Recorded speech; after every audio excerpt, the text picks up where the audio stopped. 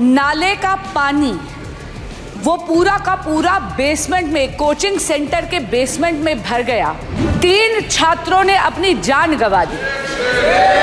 कि दिल्ली सरकार की लापरवाही, यहाँ तक कि आपराधिक लापरवाही के कारण इन बच्चों ने अपनी जान गंवा दी। आखिरकार प्लानिंग और एनओसीज देने की जिम्मेदारी तो सभी अधिकारियों की है। ये केवल एक विषय नहीं है इलीगल बिल्डिंग। हम तो यूपी से अध्यक्ष जी देख रहे हैं, जहां इलीगल बिल्डिंग बनती है वहां बुलडोजर चलता है। क्या देखिए सरकार बुलडोजर चलाएगी कि नहीं चलाएगी? देख रहे हैं दैनिक आवाज, खबरों का सिलसिला।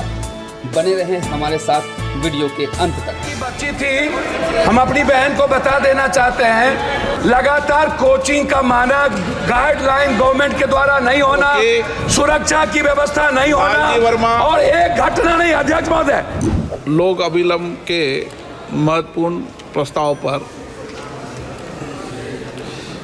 मैं सुश्री बांसुरी स्वराज, जो इनके इलाके का विषय है दिल्ली वाला, मैं बोलूँ।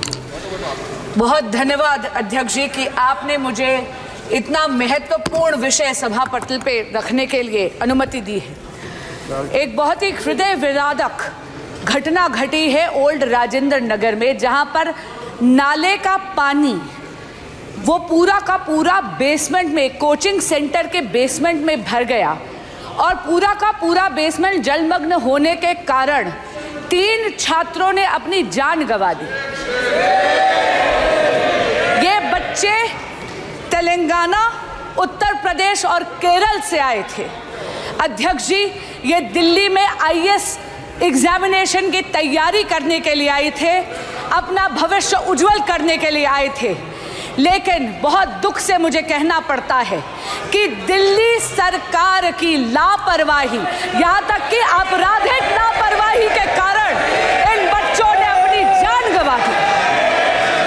अध्यक्ष जी, the cause of death of these 3 students is the utter and absolute apathy of the Aam Aadmi Party ruling dispensation in Delhi. The criminal negligence of the ruling dispensation of the Aam Aadmi Party in Delhi has caused the death of these 3 students. 1 दशक से आम आदमी party Delhi में सत्ता भोग रही है, लेकिन दिल्ली वासियों के लिए कोई काम नहीं कर रही। अध्यक्ष जी, पिछले 2 सालों से नगर निगम यानी एमसीडी भी दिल्ली सरकार के नियंत्रण में है, दिल्ली जल बोर्ड दिल्ली सरकार के नियंत्रण में है, ड्रेनेज की सफाई दिल्ली जल बोर्ड के दिल्ली सरकार के नियंत्रण में है, लेकिन इन्होंने ना अपग्रेडेशन करी है, ना डिसिल्टिंग करी है नालों की। एक बहुत इंपॉर्टेंट बात इसमें कहना चाहूंगी, ओल्ड राजेंद्र नगर में जो हुआ 22 जुलाई 24 जुलाई 2 दिन से लगातार वहां के स्थानीय विधायक, वहां के स्थानीय पार्षद, वहां के अधिकारियों को लगातार स्थानीय निवासी इसकी शिकायत कर रहे थे।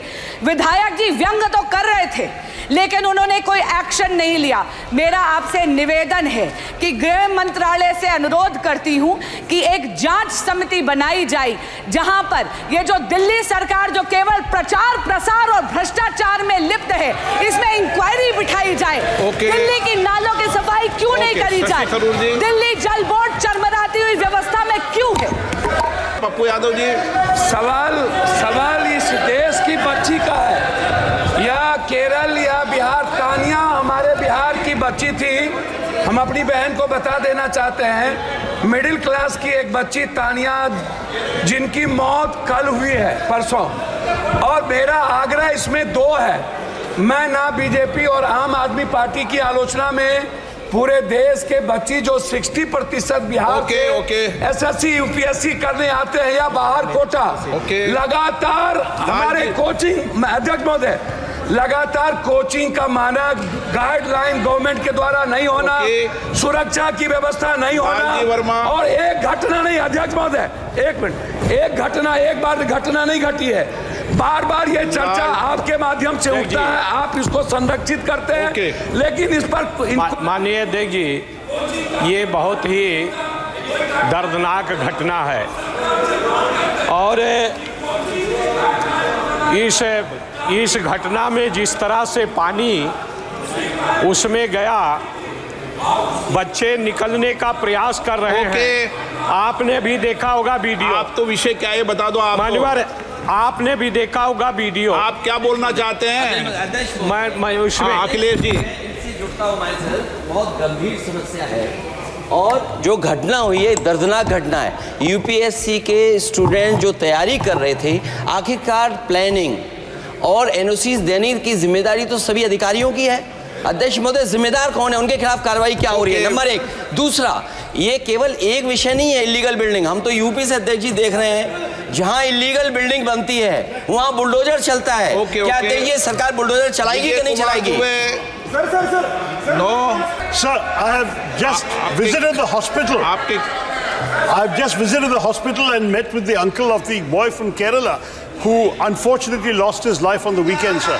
It's a shocking situation, and I have to say that when you have a brilliant student, all the dreams of serving the nation through taking the UPSC exam have been shattered and the hopes of the family have been shattered, sir.